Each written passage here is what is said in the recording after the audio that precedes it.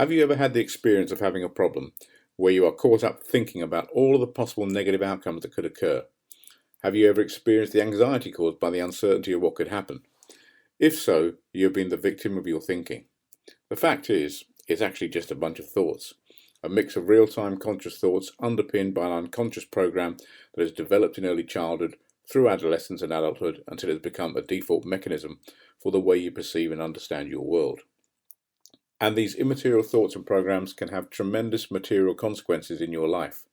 They can cause you to suffer from anxiety, make you depressed, make you angry and aggressive.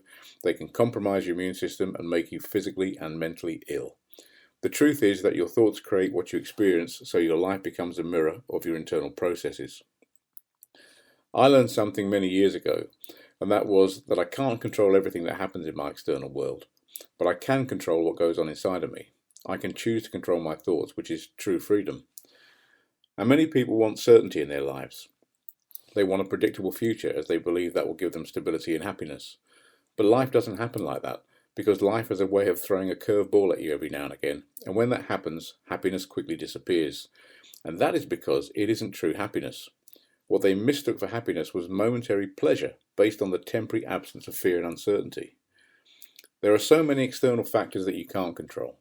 Something can happen in an instant that can change the direction or the meaning of your life. As someone who runs a business, I regularly have to deal with situations that I wasn't expecting. Like many of you, the recent pandemic caused us an unprecedented level of uncertainty.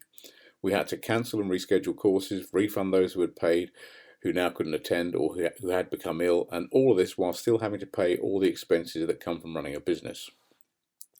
I also have to answer a lot of emails and paperwork and oversee and manage the marketing and development of our business. In short, even though I pride myself with my ability to plan ahead, invariably something will happen that needs my urgent attention, and as a result, the things that I had planned to do become a lesser priority, but nevertheless, they still have to be done. The key to dealing with everything is in the way we choose to think about it. Shit happens, but we can choose how we respond to that, and that is the control we all have, unless of course we choose to give that control away and react instead of responding. And this is the key benefit of meditation. It helps us create a mental buffer that gives us the space to think about a situation instead of just reacting to it. I've also come to learn another fundamental truth, and that is that creativity and true freedom exists in the unknown realm of the present moment. So if we let our thoughts run riot by reacting to a situation, by thinking of all the negative outcomes, then we are projecting our mind into a future. And the more we do that, the more predictable that future becomes. And if what has happened has occurred before, then we can take our mind back to a past event and relive it, and then project that thinking into a future that is based on a past event. In short, we let our familiar past create our predictable future. And all the time we are doing this, we miss out on the opportunity to be in the present moment.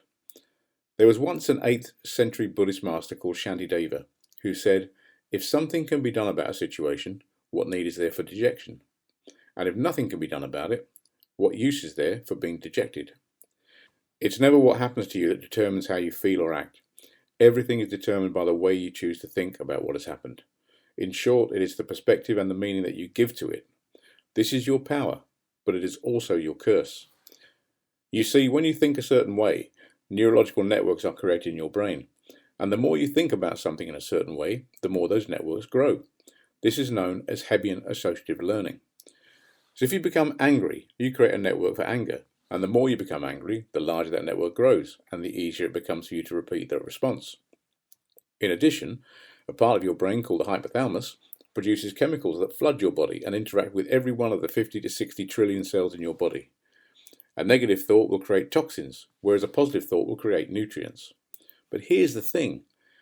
Your body becomes addicted to the chemicals you create, and it needs its fix. So if you are someone who chooses to think negatively about things, to react in a negative way with anger or hostility, then you create a larger network in your brain and produce toxins that toxify every cell in your body, and you rinse and repeat that process because your body will soon crave its next fix. In short, the only person you are killing is you. However, change your thoughts to a more positive way of thinking and do that consistently, and the networks associated with negative thinking begin to break up and get replaced with networks associated with positive thoughts. Your hypothalamus produces nutrients that nurture every cell in your body, and the more you do that, the more your body will crave that positive fix. I know which one I prefer. This is why the old saying is so true, that if you become angry or hate another, that's the equivalent of you drinking poison in the hope that it kills them. The situation is never the problem, it's the way you choose to think about the situation. I was talking to someone today who was telling me how things annoyed him. He was saying how irritated and annoyed he was because his clients took too long to settle his invoices. He was telling me how pissed off he was with certain people who say one thing and do another. And let's face it, we've all heard similar things like that before. But here's the fundamental flaw in that conversation. It isn't his clients or people who piss him off. It's him. He chooses to be pissed off.